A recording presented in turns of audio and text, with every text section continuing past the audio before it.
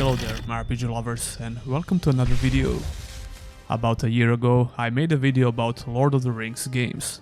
That was a very fun video to make, especially because of those classic PlayStation 2 action adventures.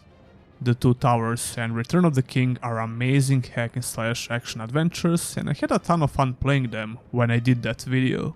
Licensed games or movie-based games are usually pretty bad in general. Those kinds of games can feel very rushed or developed by some inexperienced studios just to hype up the release of the movie. At least that was the case in early 2000s.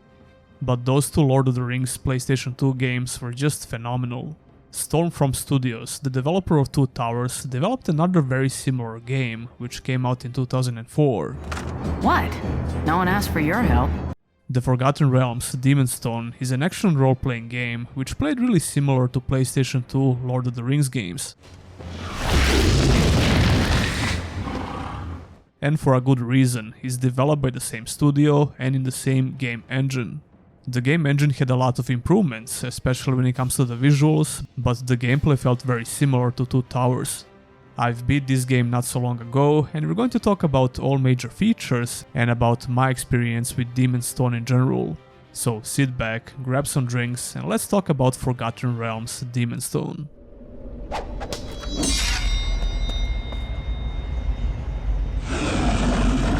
The dragon fears this sword.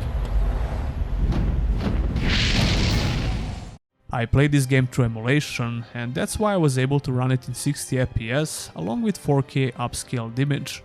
I had almost zero issues with the emulated version of the game. I only had some barely noticeable visual artifacts in a handful of scenes, but that's about it. This game came out on PlayStation 2, Xbox and PC, and you can get it on GOG nowadays. The reason why I didn't play the GOG version is because I just couldn't get my controller to work properly. Mouse and keyboard controls for the game are not very good to say the least, so I decided to stick with the emulated PS2 version. Even though the visuals of this game are noticeably outdated, Demon's Stone has a timeless artistic style which actually blew me away more than a couple of times. Their spirits locked inside the stone, the Slard Lord and Sereka fought, consuming one another's will, allowing neither to escape. I quickly forgot about the low-resolution textures and the blurry backgrounds once I started getting into the game. There are a lot of impressive scenarios that you're going to see on pretty much all levels. The distant terrain and the background of these levels are usually very busy. Some levels have an impressive amount of NPCs on the screen at once. I think Demon's Stone still looks great despite the poor visual fidelity, and this is just another example of why the artistic style is way more important. Visual variety is very strong as well, and all levels from chapter 1 to chapter 10 have a unique look.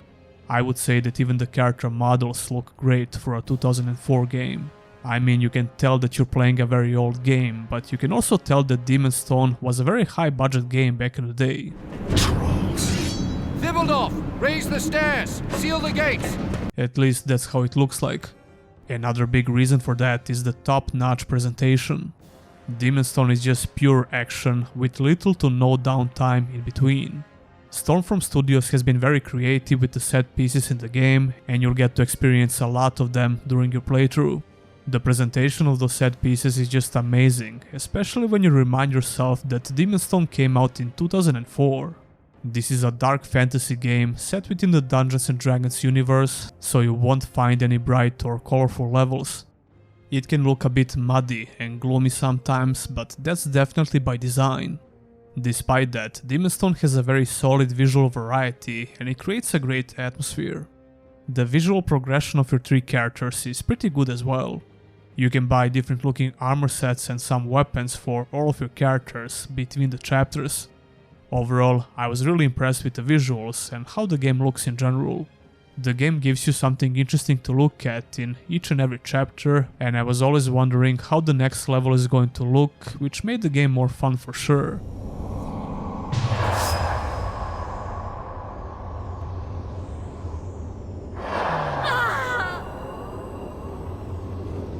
Now what do we do? Now let's talk about the story and the gameplay. The game begins in the middle of a huge battle between two orcs' army. These intro scenes are really reminiscent of those beginning segments in Two Towers and Return of the King games.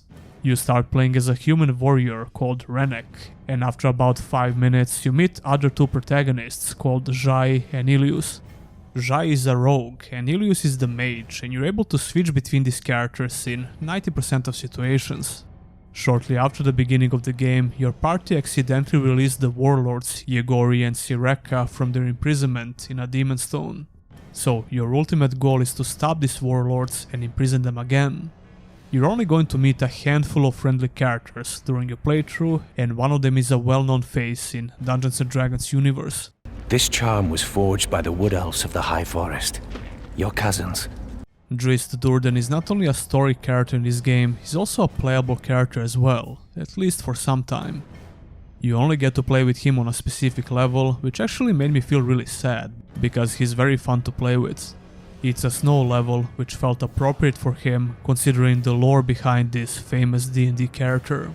The story itself in Demon's Stone is just not very good, but like I said before, the presentation is top notch, so it makes it up for the lackluster story, in a way.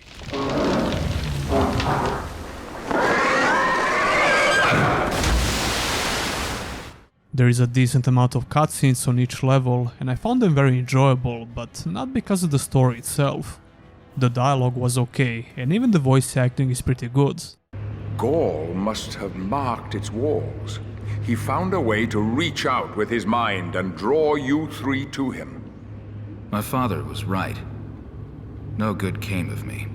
Ilias, you're still a knight of Silvery Moon, and now you have a dire task to perform. Although that shouldn't come as a big surprise, because this game has an elite cast of voice actors like Patrick Stewart, Michael Clark Duncan, Dan Riordan, Vanessa Marshall, and so on. So Demon's Stone had everything it needs for a great story, except the story itself. Agreed. This game really lacks an interesting overarching plot. I mean, it's not bad when you have such a simple premise for the main story. It's actually desirable in most cases because the best stories are usually very simple. So where do we find this Demon Stone? But this game just lacks memorable characters, or characters in general, story depth and dialogue. The story is really bare bones, there's almost nothing going on. To put it simply, you don't want to play this game for the story only. I still had a lot of fun during the cutscenes and when these three characters interact between themselves or other characters. Word of your triumph echoes through the land. You've done very well. Now let's talk about the gameplay. Get the archers!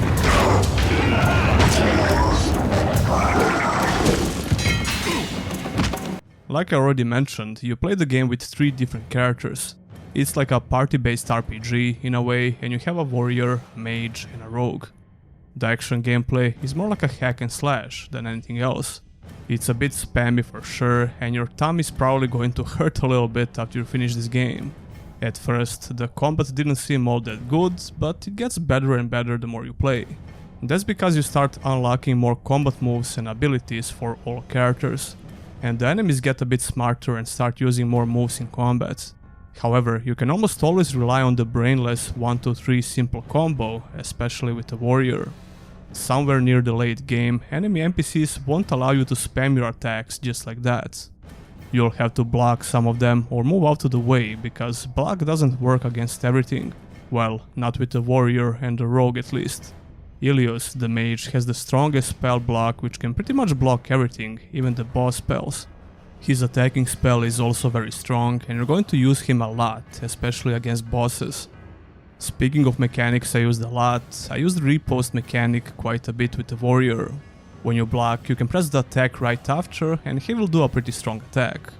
Or when you're stunned on the ground, you can quickly recover with a basic attack, but all of this has to be unlocked first. It's very easy to level up and get those abilities, because you only need the points from leveling up, and you'll have plenty of them as long as you progress. You'll unlock more skills and powerful versions of the same skill when you reach a higher level. You'll need gold for buying some of the gear for all three characters. Again, very easy to do as long as you progress into the game. The RPG elements of this game are very basic, but they certainly add to the overall experience. I would rather have the basic RPG systems than not having them at all.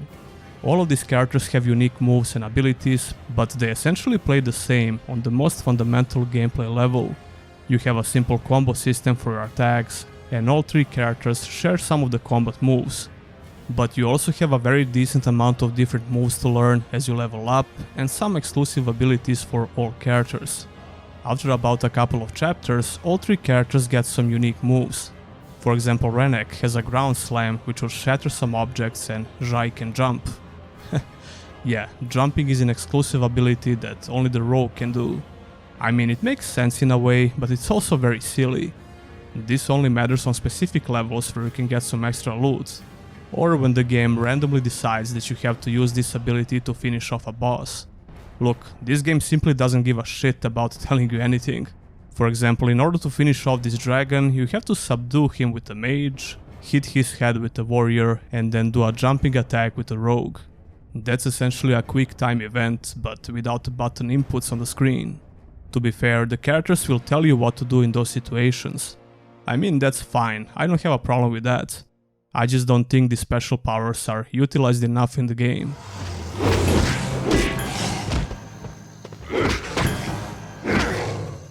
I even forgot what special power Ilios the Mage has, because I simply didn't need to use it that much, if not at all. The game kinda makes a big deal out of this when you get these powers, but you're required to use them in some very rare occasions. Putting that aside, the new combos and abilities you can learn while leveling up can be fun to use. I use the 3-button combination with Renek quite a bit, the one that will stab the enemy at the end.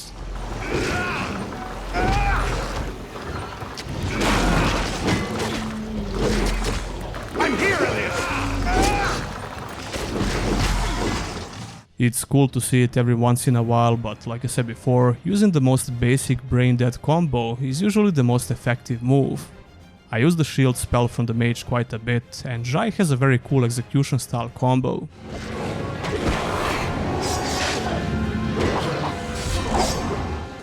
The stealth from Zhai is very good because she can execute enemies as long as she attacks them from behind. And you can kinda abuse this mechanic from time to time, but it doesn't feel cheap. That's because this game will throw a ton of enemies at you at once on pretty much all levels. So even though you can simplify the combat as much as possible, you'll still take damage and get hit quite often. The thing is, even if only one of your characters fall in a fight, the game is over and you have to reload. And as it was usually the case with these old-ass games, the save points are few and far between, so it can be really frustrating if you're not using the save state feature in the emulator. Most of my deaths were because of me, meaning that the character that I controlled died. The AI characters are pretty damn smart, and it takes a lot for them to die on their own. They will just relentlessly defend when their health is low, and they will try to heal when possible. Speaking of which, the only way to heal is to pick up these items that enemies can randomly drop. But sometimes the AI just won't do anything, they will just stand there, but for the most part I was really satisfied with the party AI. They are smart enough to keep themselves alive and help you with the quest objectives. I think the game does a very good job with making you switch between these characters in different situations. Some of the levels require you to play with a certain character, but even then you can usually break those rules. For example, there are a couple of stealth missions that you have to do with Zhai, but if you fail, you just go in guns blazing with your party. On the other side, a lot of objectives require you to do something specific with the character, like taking down ranged enemies with a mage so you can switch to the warrior and break something.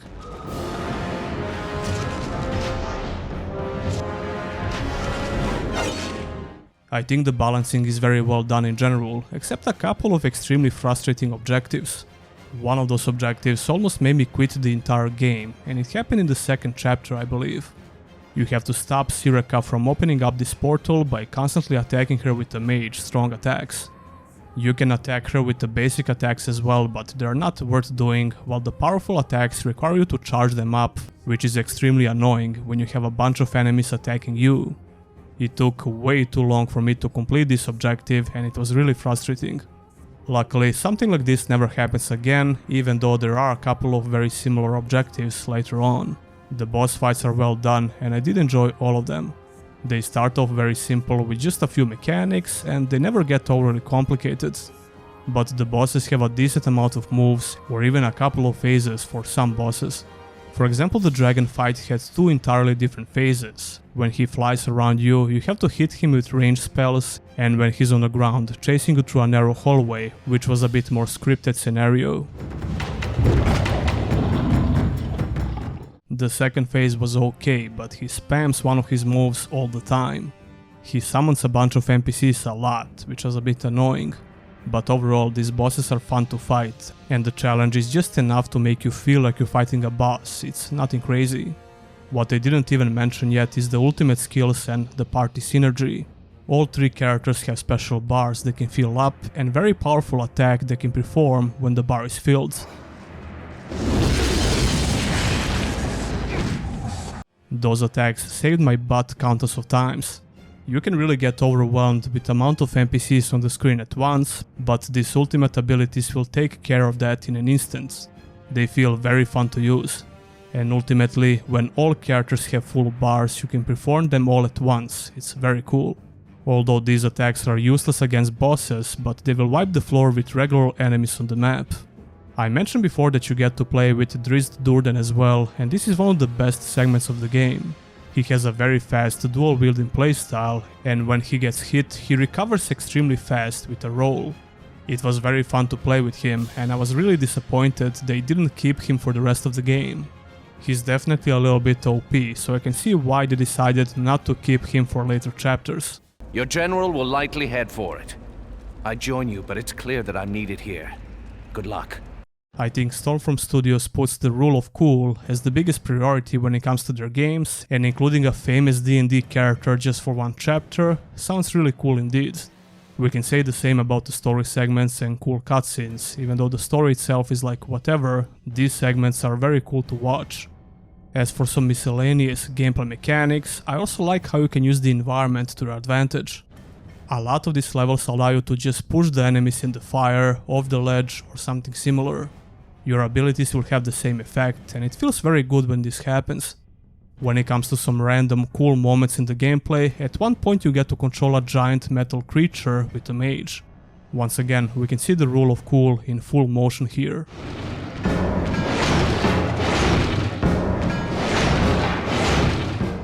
Stormfront Studios really tried to be creative, and they were pretty successful, I would say. I mean, sure, some objectives are very similar, if not identical, but I think the game has a very decent amount of unique objectives which are fun and reasonably challenging to do.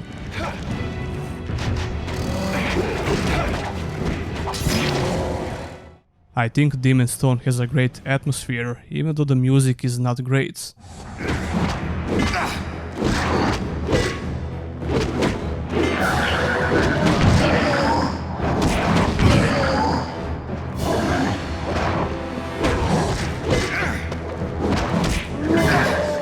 The sound effects and especially the voice acting are pretty good, like I mentioned before. The sound effects make the combat feel punchy enough, and they make the sense of impact decent for a hack and slash game. And do I even need to remind you about the cast of voice actors of this game? So where do we find this Demon Stone?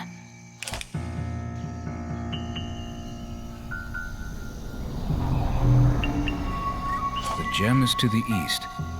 Follow me. Stay alert. There could be more of those things. Ultimately, I think Demon's Stone has a great hack and slash action gameplay.